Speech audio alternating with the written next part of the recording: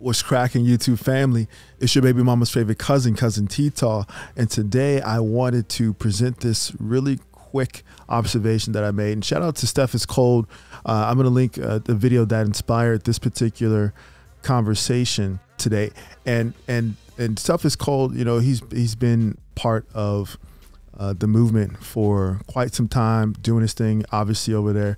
What people don't necessarily realize or recognize about Steph is Cold is that 304, that term 304, he is the one that introduced it to this space, and ultimately ended up, you know, is global, it's international. So shout out to Steph is Cold. But in this video that I'm referencing here, he highlighted a point where this young lady was pointing out where rapper Lil Baby was not necessarily that attractive to her until he started showing off his resources, showed off his house, explaining what type of furnishings he had, as she said in the video, articulating himself in a way that shows class and status.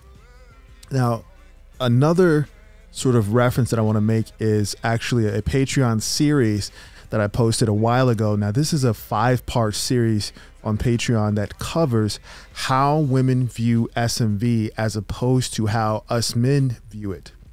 Now, the reason why I titled this particular drop, why being a 5 is the sweet spot as a seducer, is based on this particular series. And from that series, I'm going to post this graphic here because this is basically the central graphic that Patreon series is based on.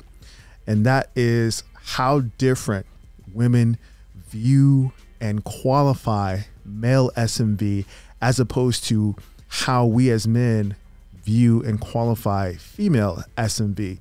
And basically it boils down to the 5 male vision in a female's mind is a sexually attractive male who is relatively socially invisible. And that's the most important caveat. You're relatively socially invisible, which opens you up for all types of discretionary activity. And that's why I'm referring to the 5 being qualified or designated as a 5 in a female mind as the sweet spot as a seducer. So just to expand on this a little bit more, a 10 is considered a social alpha in the eyes of a woman. So in order to get the in-depth, comprehensive breakdown of this concept, you have to obviously just click the link. I'm going to link that particular series down below. But moving on with this particular topic, women view physical aesthetics as social currency. And it's very important to keep that in mind. Obviously, especially with the scaling potential of social media, the internet, and the mass communication channels that we have in the modern world, the aesthetic value of physical attributes are seen as social currency in a woman's eyes, whereas men view characters, skills, resource acquisition ability, and networking relationships as the social currency. This is what I refer to in my book, The Seduction Scriptures, as a man's cash value, cash, C-A-S-H, or his commodifiable attributes, skills, and habits as his social currency, his ability to acquire these various resources. So beyond just looking at these examples, and I'll plug in some other interesting posts and even advertisements that I've seen on IG and in other social media platforms that reinforce this without them even realizing. Like this one here that I'm going to plug in here is speaking the truth, and I'm not sure that she really recognizes that, or the director or producer of this ad recognizes the dynamic that's happening right here. They literally say what we've been explaining to men for years. Here it is. See that?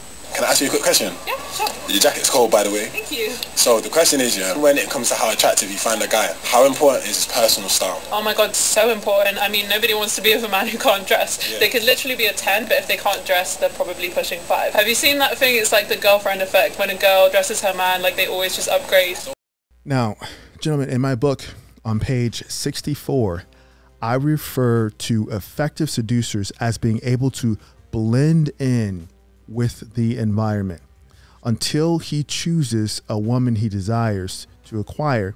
Then he peels off. Literally, the beginning of this chapter is called the peel off. Okay, it starts obviously with the technician's 3-point tech systems check, but the whole gist of this chapter within my book is to have a man who is learning the skill sets of seduction appreciate the skill of blending in to an environment. You don't necessarily want to enter a space, you know, chest all puffed out and trying to be the most distinguished factor in that scenario per se, because you'll set yourself up to overshoot potential attractive connections that you can make.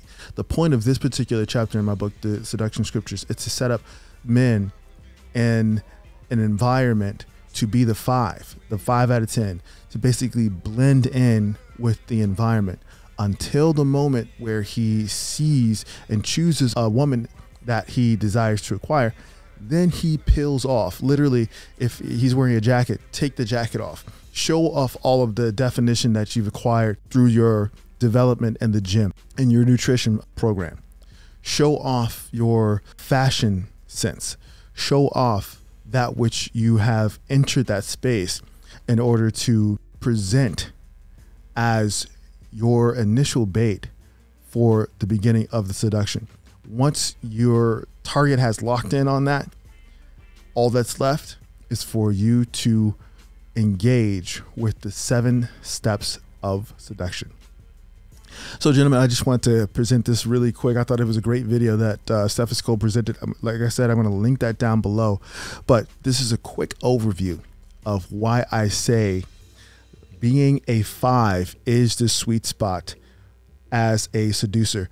If you have any questions or comments, let me know your thoughts down below in terms of how you have used this particular dynamic within social strategy to your advantage. Because, gentlemen, the game is what it is, and we will always continue to produce content that allows men to further their path of masculine mastery. As always, this is your man, Cousin T, aka the Alpha Wingman, saying, stay sharp and mission focused. Later.